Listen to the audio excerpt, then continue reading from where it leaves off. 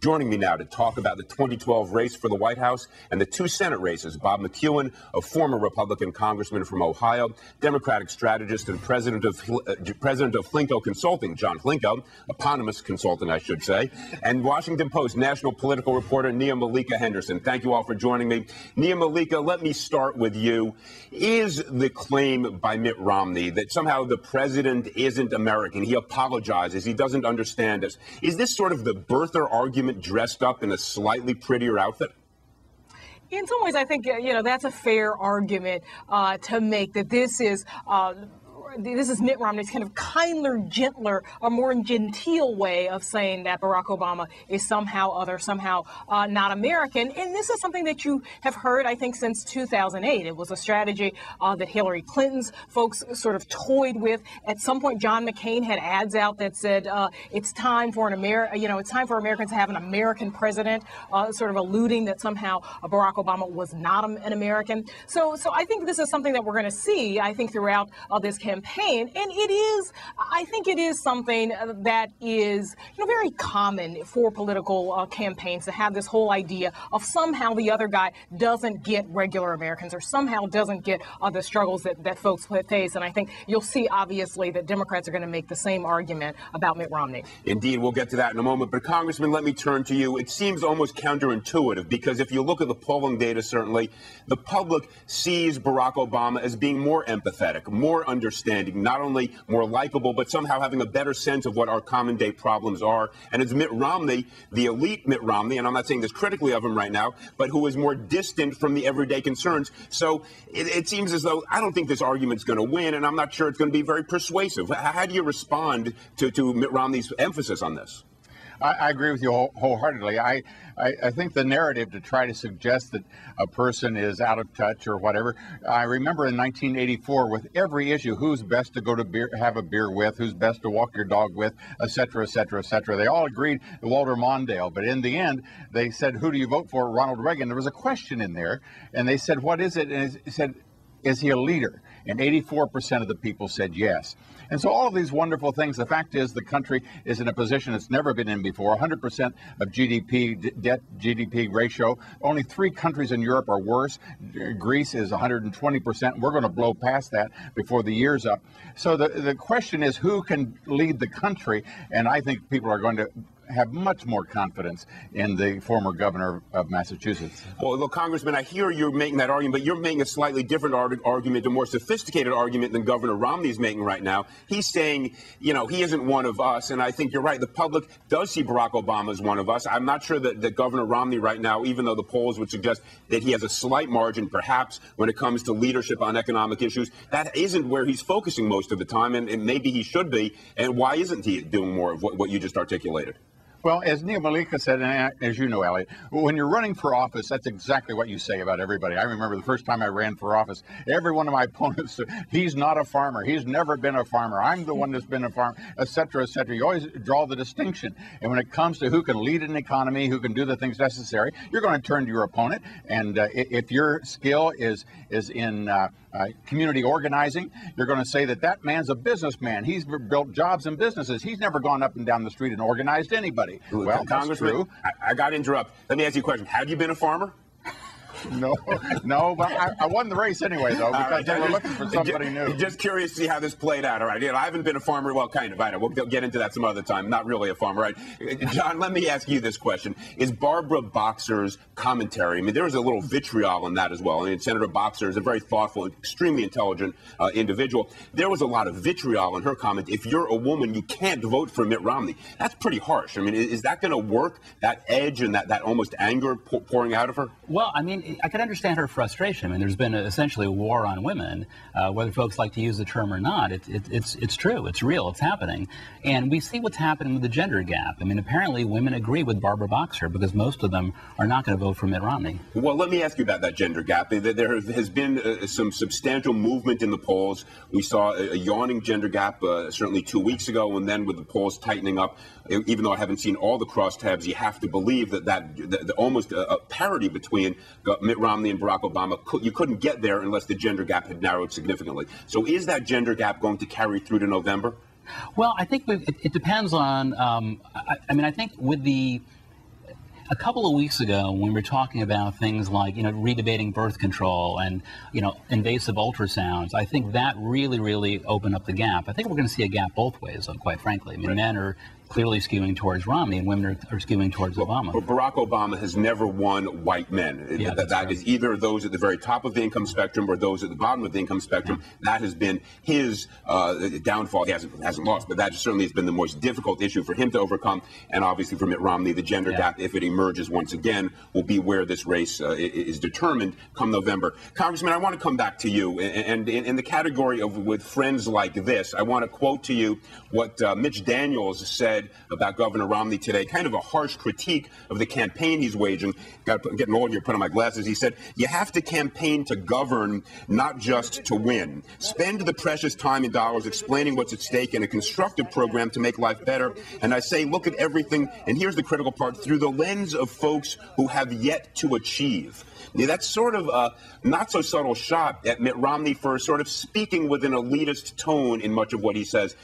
Why was Mitch Daniels saying this? And do you think Governor Romney do you think the critique is correct?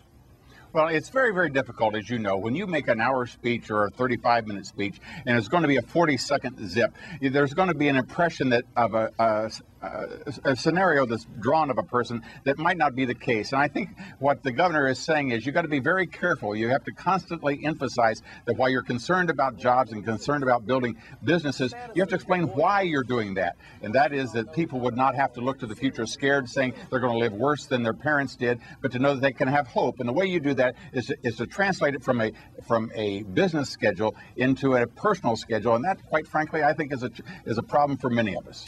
Well, yeah, you're being very self-deprecating, saying for many of us. I think what you're really saying is, and I'm just listening to you for a couple minutes, my bet is when you campaigned, you managed to do it.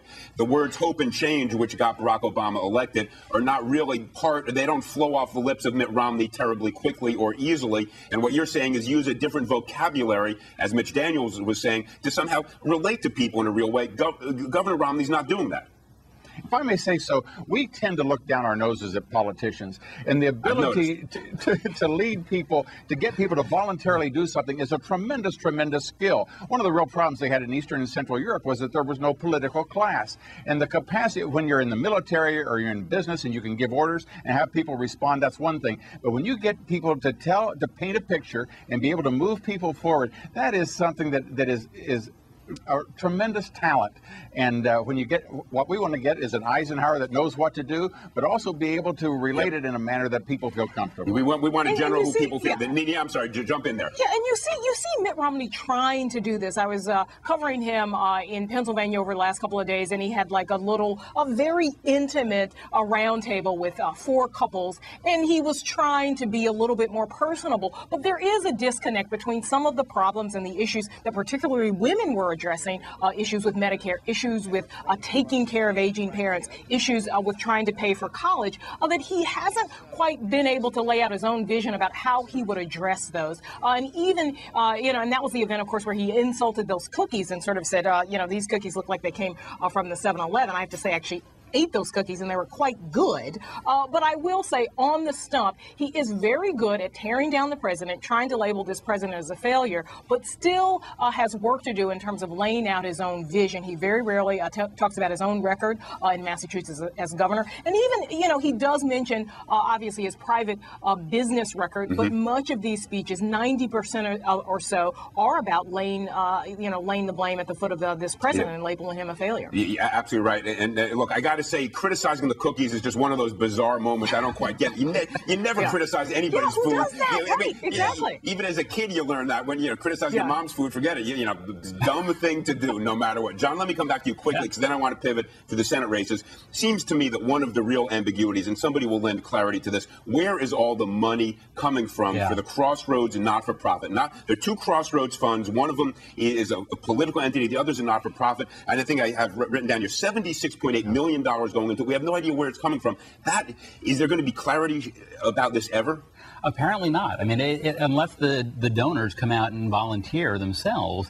I mean, honestly, I feel like we're one step away from just auctioning off votes on eBay. Right. All this money is flowing in. We don't know where it's coming from. It's obvious, what issues it's being spent on.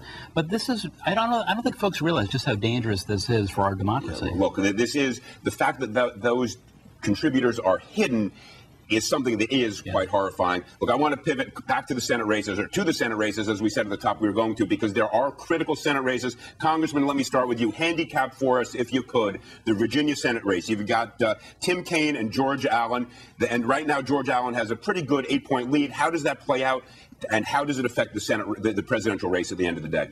Well, I'm sure they're both friends of yours. As you know, they were both very popular governors, and I think that Virginia is going to swing back into the Republican column, and as a consequence, I think that they're going to have a new Republican senator. And when you say back, you mean because Jim Webb right now is the incumbent Democratic senator not running for re-election. And Obama carried Virginia 4 years ago, and I don't think that's going to be the case. I saw that the 4 key states, one was Virginia, Ohio, and Colorado, that were very targeted states, and both Ohio and Virginia at this point are looking as though they're going to go Republican. So you think Virginia goes Republican in both the Senate and the gubernatorial and the presidential race. Nia, how do you see the Massachusetts Senate race, which is between Elizabeth Warren and Scott Brown, the incumbent, who's quite popular right now? That's right. I mean, that's going to be a different scenario because obviously you're going to have in Virginia, Barack Obama is going to spend a lot of time down there, and Tim Kaine is going to have to really embrace that legacy. None of these presidential candidates are going to spend much time in Massachusetts. It's going to be really close. This is obviously a race that that Democrats really want, that seat back in their column. Yep. So we'll have to see. I think, Warren has got a lot of buzz. She's got to sort of shake this label that in some ways Mitt Romney has, which is being kind of tagged to Harvard and tagged as being an elitist. So it'll be certainly one to watch in a close race, I think. I got to say, that one surprises me. When that one began, I thought Elizabeth Warren would skate through that one and win by a 10-point margin. And, my intent on that one seemed to have been wrong. John, I ask you the hardest question.